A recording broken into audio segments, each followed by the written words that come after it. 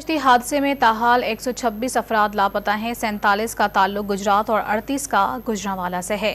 حادثے کے ذمہ دار انسانی اسمگلرز کے خلاف کارروائیاں تیز کر دی گئی ہیں۔ بیرون ملک ملازمت کی تشہیر کرنے والے غیر رجسٹرڈ افراد کے خلاف کارروائی کے لیے بھی کمر کس لی گئی ہے۔ خوشحال زندگی کے خواب سمندر کی گہرائیوں میں ڈوب گئے۔ یونان کشتی حادثے میں اب تک 126 پاکستانیوں کے لاپتہ ہونے کی تصدیق ہو چکی ہے۔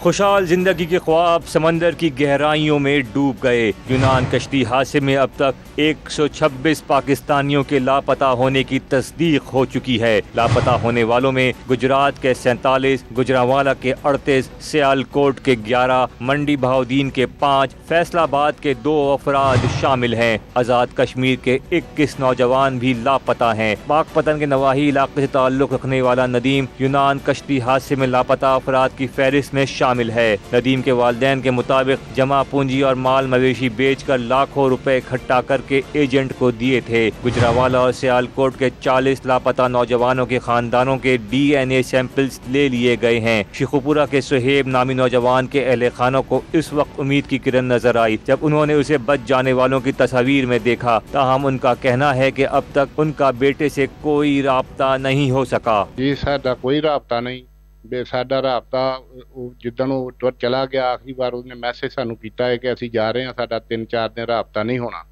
جدوں اسی اٹلی پہنچ جاواں گے پھر ساڈا کیمپ 'ਚ جا کے رابطہ ہوئے گا۔ لیکن وہ جدوں بیڑا گرک ڈب گیا وے اس تو بعد انہاں جدوں ریسکیو کیتے نے جنہیں بھی کیتے نے، لیکن اساں اپنے بیٹے نو ویکھیا ہے، ਉਹਦੀ تصویر ویکھی ہے یونان دے فوجی بیڑے دے اوتے، اساں ਉਹਦੀ تصویر ویکھی ہے، اس تو بعد ساڈا رابطہ نہیں ہویا۔